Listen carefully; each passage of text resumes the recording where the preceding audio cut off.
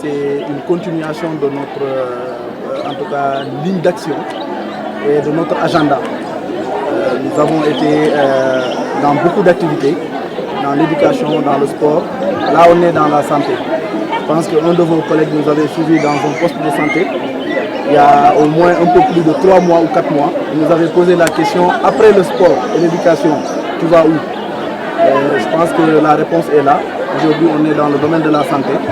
On organise des journées de consultation gratuites avec des dons de médicaments et des lunettes de correcteurs, je dirais.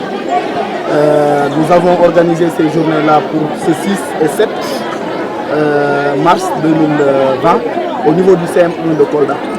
Nous avons une équipe pluridisciplinaire qui s'est déplacée depuis Dakar avec l'association OADAS et CAM Kolda, Kolda Assistante Médicale. Nous avons décidé en tout cas de nous orienter sur ce secteur-là parce que nous pensons que c'est un secteur prioritaire. Nous avons renforcé par rapport au secteur de l'ophtalmologie parce que nous avons eu un cas avec un jeune Koldois qui avait des problèmes. On nous a sollicité dans un stade, nous avons réagi, mais nous avons jugé utile de ne pas attendre qu'on nous sollicite à nouveau, d'organiser une grande journée ou 2 journées disons, pour des consultations médicales pour toutes les spécialités. Nous avons quasiment toutes les spécialités, que ce soit la cardiologie, la gynécologie, l'ophtalmologie, médecine générale, les soins dentaires, ainsi de suite. On a la pédiatrie, tout le monde est là. Donc je pense que ça c'est une première pour nous et nous espérons pouvoir perpétrer cela très souvent parce que je pensais vouloir le faire chaque année, mais d'après l'équipe on devrait s'organiser pour que ça se fasse chaque semestre. Pourquoi pas chaque trimestre si les moyens le permettent. Donc nous sommes là pour venir en appui. Nous ne voulons pas en tout cas prendre la place de qui que ce soit. Mais nous pensons que la région de Kolda, surtout la commune, a besoin de ces genres d'initiatives avec leurs enfants. Que chacun dans là où il est, s'il peut apporter une pièce à l'édifice et au développement de Kolda, je pense que j'encouragerais que chacun d'entre nous le fasse. On a amené je pense plus de 11 spécialités. Je vous ai cité quelques-unes d'entre elles. Et aujourd'hui, nous ne pouvons pas à l'instant T savoir les pathologies exactes. Mais je sais que pour toutes les prises en charge nécessaires, pour ce qui concerne les consultations, les ordonnances et leurs médicaments, en tout cas actuellement nous pensons que c'est pris en charge jusqu'à preuve contraire.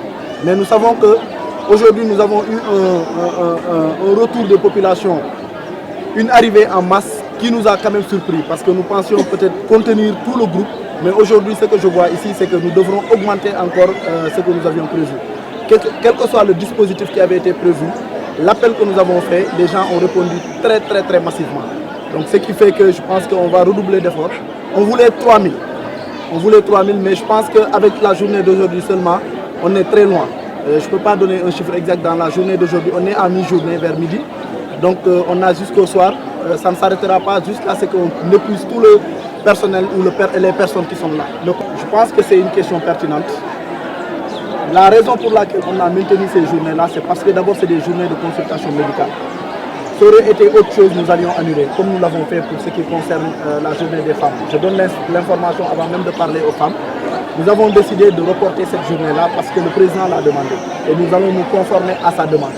Mais par contre, ce qui concerne les journées médicales, nous avons décidé de continuer les consultations et ensuite demain faire une séance de sensibilisation avec des dons de masques et peut-être même de produits désinfectants.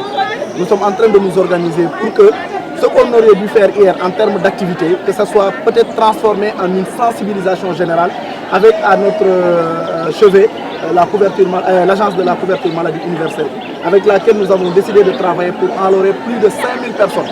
Donc demain, il y aura une grande activité, mais surtout de sensibilisation. Parce que nous ne pouvions pas annuler des séances de consultation médicale. Il s'agit d'un virus qui circule.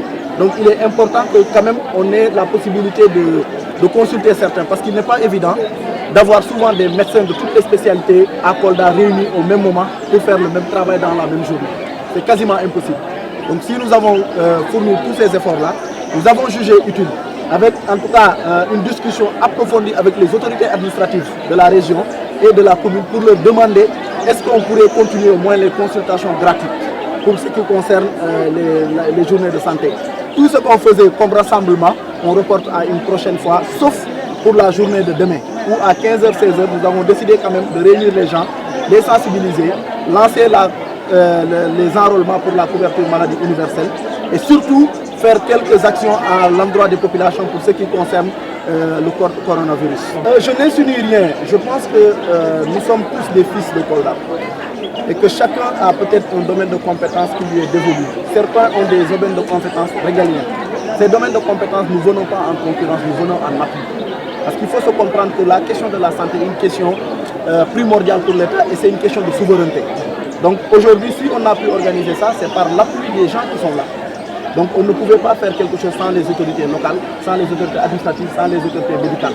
Donc si on rappelle souvent cela, c'est pour ne pas que les gens voient dans notre démarche qu'on est en train d'empiéter des secteurs qui ne sont pas dévolus.